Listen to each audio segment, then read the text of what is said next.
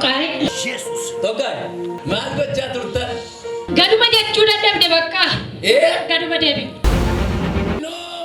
Ishee qofa miti nama biraas qabdanii jirtu maalli kaayyoon keessarree? Gadi deebitu. Gadi deebis naa. Jettee naman taatu.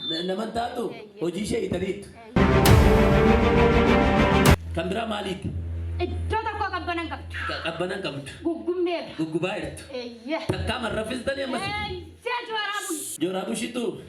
Maali sin goote mashee? Irratti aman jiraattu bakka maali? Maal jechuudha? Injiraattu. Injiraattu? Injiraattu. Maali? Injiraattu. Injiraattu bakka. Kan Waaqayyo. Jiru. Kan Waaqayyo. Ana booda nama seetarratti mata jabii ta'ee jiraatu taata. Nama fujaatti mata jabii ta'ee jiraatu taata. Nama jawween si dadhabe taata. Nama toshi si dadhabe taata.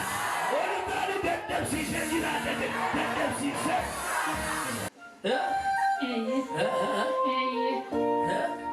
Amma maal si wayyi? Dhiigasheellee dhugaan jira. Dhiigashee? Maal goote? Dhiigashee maal goote? Baay'eedhaan. Maal goote dhiigashee? Dhiigashee maal goote? Ganamaa galgala boocisa bakkana. Waaqayyo balbala haaraa bana. Jireenya haaraa bana. Kallattii haaraa si qabsiisa. Yeroon kee waan dhumeef, siif sa'aatii waan ani hin qabneef, hojii ishee, jireenya ishee, gaa'ila ishee, dhiiga ishee, seelota ishee hundumaa gadhiistee hin deemtamu hin deemtu. Guyyaa meeqa gallee warra qabamna. Guyyaa meeqa galtanii har'a si qabe Waaqayyo. Amma hin baatamu hin baatu. Akkamitti lafa garaa koo hin geenyeef. Lafa garaa kee hin geenye. Amma lafa garaa kee si argaagsee kan si qabe Yesuus waan ta'eef hin deemtamu hin deemu.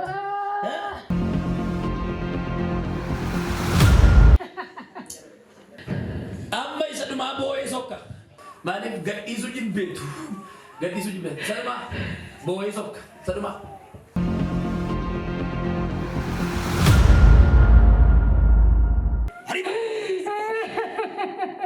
Saduma abdii kee kutadhu boo'ee sokka keessa. Dafi.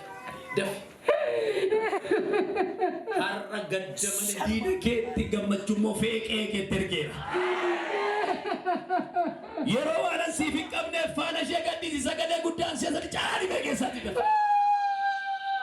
Lama. Saduma. Saduma sagalee guddaadhaan caalaanii beekeessaatti.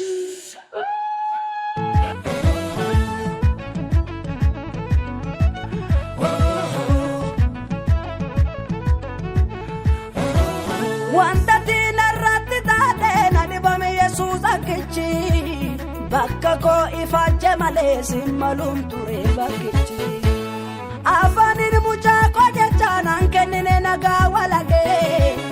Cinaacha eebootti laadhee har'a koositu galagee. Barruu kee mismaarri uree naganani qabuuf maddadha. Hin argine sin argamu jaalalli kan kee addadha.